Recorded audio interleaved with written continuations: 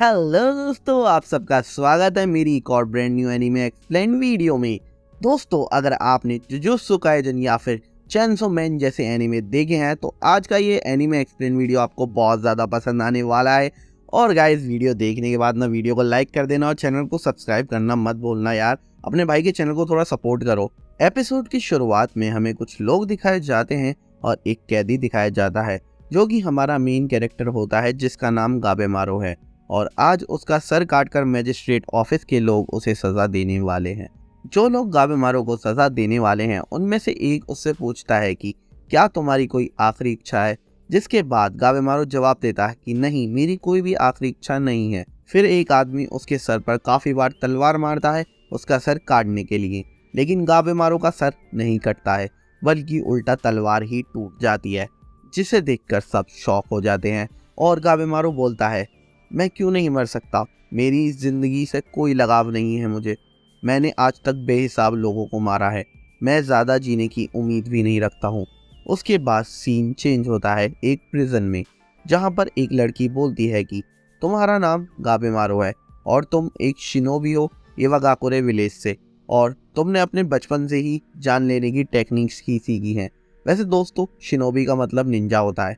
फिर वो लड़की बोलती है, बहुत से लोग शिनोबी ट्रेनिंग में ही अपनी जान से हाथ धो बैठते हैं, पर जो बचते हैं उनके अंदर सुपर ह्यूमन एबिलिटीज डेवलप हो जाती हैं। अब मैं समझी कि तलवार तोड़ना तुम्हारे लिए कोई बड़ी बात नहीं है क्योंकि तुम इवागाकुरे विलेज के शिनोबी हो।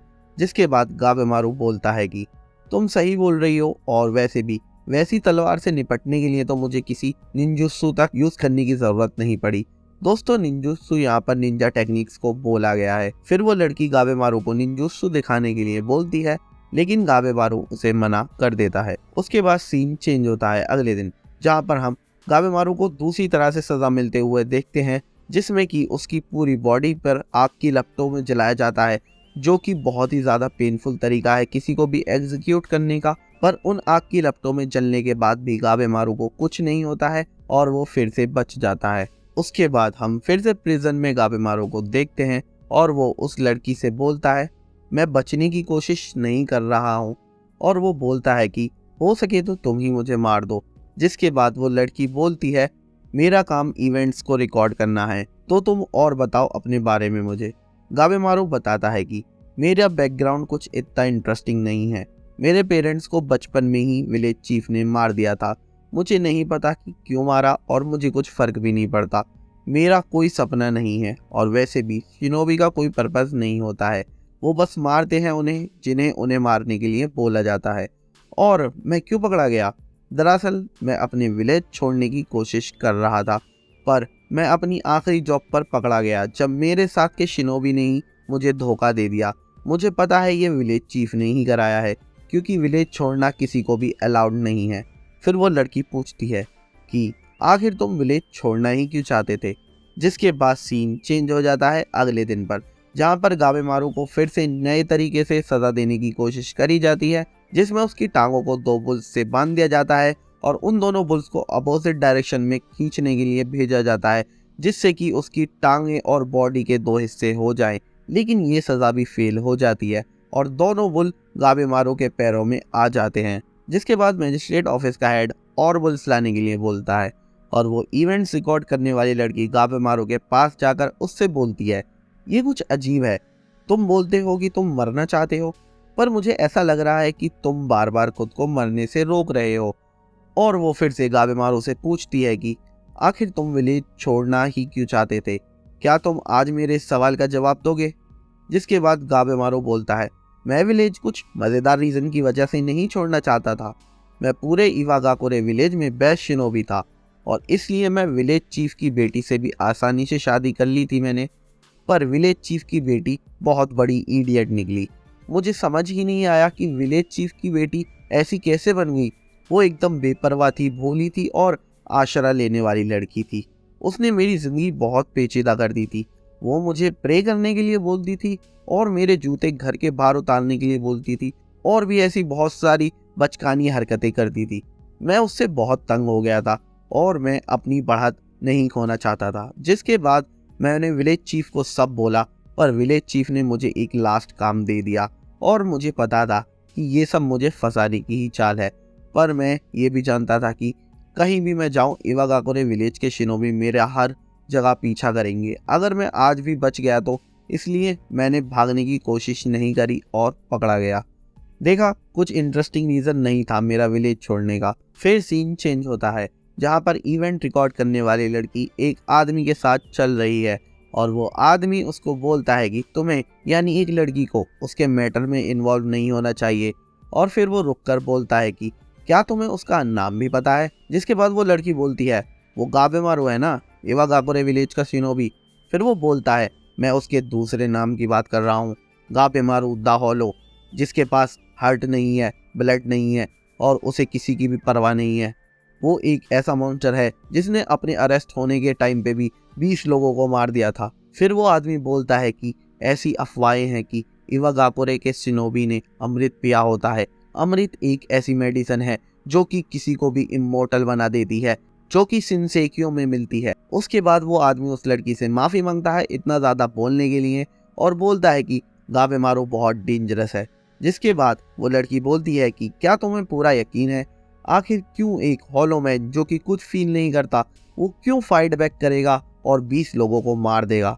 फिर हम गाबेमारू को देखते हैं, जहां पर गाबेमारू सोचता है कि वो लड़की सही बोल रही थी। मैं ये क्या कर रहा हूँ? मैं मर क्यों नहीं पा रहा हूँ? मेरी लाइफ से कोई अटैचमेंट भी नहीं है। कल मैं ज़रूर सब खत्म कर दूंगा। जिसके बाद सीन चेंज हो जाता है, जहाँ पर गाबेमारू को फिर से नए तरीके से सज़ा देने की कोशिश करी जाती है। इस बार उसे एक खौलते हुए ऑयल में जलाया जाता है जिसका टेम्परेचर बहुत ही ज़्यादा हाई होता है, लेकिन इस बार भी वो हर बार की तरह बच जाता है। फिर वो लड़की मैजिस्ट्रेट ऑफिस के हेड से बोलती है कि तैयारी हो गई है और मैं रेडी हूँ। जिसके बाद गाबेमारू को कहीं ले जाया जाता है और मैजिस्ट्रेट हेड बोलता है उससे कि इस बार तुम ज़रूर मरोगे। फिर वो एक चेम्बर में आ जाते हैं, जहाँ पर गाबेमारू को पता चलता है कि वो लड़की जो इवेंट रिकॉर्ड करने के लिए उससे पूछताछ कर रही थी, असल में वो एक एग्जीक्यूशनर है और उसका नाम होता है यामाडा असामोन सागिरी। जिसके बाद वो लड़की गाबेमारू से बोलती है कि तुमने बोला था कि तुम्हें कोई ऐसा चाहिए जो तुम्हें मार सके, तो अब मैं ये तुम्हारी इच्छा पूरी करूंगी। जिसके बाद गाबेमारू को अपनी डेथ फील हो जाती है और इस बार वो थोड़ा डर जाता है और वो अपने हाथों की बेड़ी तोड़ देता है। जिसके तुरंत बाद वो लड़की गाबेमारू पर हमला कर देती है, लेकिन गाबेमारू उससे बच जाता है। लेकिन तब भी उसकी गर्दन पर थोड़ी सी तलवार लग जाती है, जिस पर वो लड़की बोलती है कि अगर अभी तक तुम नहीं बचते तो तुम अब तक मर चुके होते। जिसके बाद वो लड़की फिर से उस पर हमला कर देती है और गाबेमारू फिर से बच जाता है। जिसके बाद वो लड़की बोलती है मेरी एग्जीक्यूशनर की जॉब की वजह से मैं बहुत लोगों के एंड टाइम पर प्रेजेंट रही हूँ और मैं ये सीख चुकी हूँ कि अपने आखिरी वक्त में लोग सच में क्या फील करते हैं। गाबेमारू द हॉलो, तुम्हारे बारे में जानने के बाद मुझे पता चला कि तुम्हारे अंदर एम्प्टीनेस है, लेकिन तुमने मुझे एक बात झूठ बोली है। तुम अपनी बीवी से बहुत प्यार करते हो और ये तुम्हारी लाइफ की सबसे बड़ी अटैचमेंट है। जिसके बाद गाबेमारू मैड हो जाता है और ऑफिस के एक बंदे की तलवार निकालकर उस लड़की पर हमला करने लग जाता है। उसी बीच वो लड़की बोलती है कि यही सच है गाबेमारू, तुम अपने आप से और झूठ नहीं बोल सकते। तुम इसलिए ही नहीं मर पा रहे हो क्योंकि तुम अपनी बीवी से बहुत प्यार करते हो।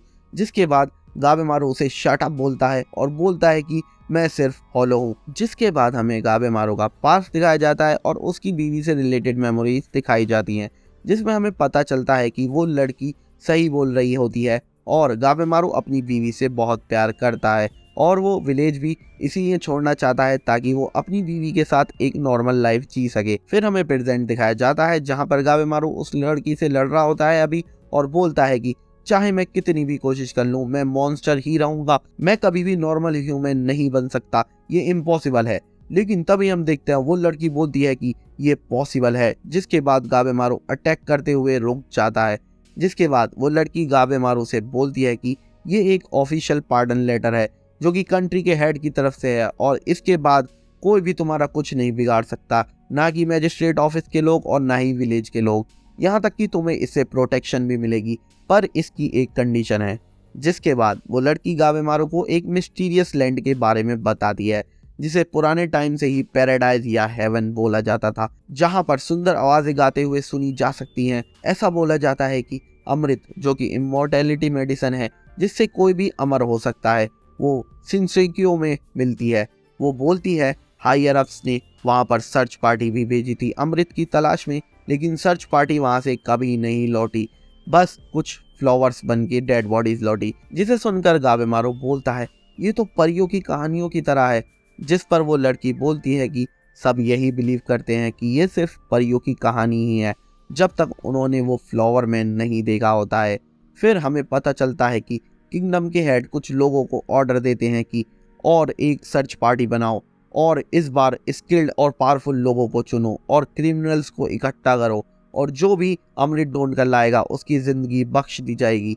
फिर वो लड़की गाबेमारू को बताती है कि मैं यहाँ पर पोटेंशियल कैंडिडेट ही ढूंढने आई हूँ और यहाँ आते वक्त मैंने तुम्हारी वाइफ के बारे में भी सुना था कि वो अभी इवागाकुरे विलेज में ही है और वो किसी से भी बात नहीं कर रही है जब से तुम पकड़े गए हो। मुझे लगता है वो तुम्हारा वापस लौटने का इंतज़ार कर रही है। और फिर वो बोलती है कि अब तुम्हारे पास अपनी बीवी के पास लौटने का ये एक लौता ही रास्ता है, तुम्हें एक मिस्टीरियस आइलैंड पर खतरनाक क्रिमिनल्स के साथ जाकर अमृत की तलाश करनी पड़ेगी। जिसके बाद गाबेमारू अपनी बीवी को याद करता है जिसमें वो बोलती है कि लोगों के दिल इतनी आसानी से नहीं मरा करते, और फिर वो एग्री हो जाता है उस लड़की की कंडीशंस पर।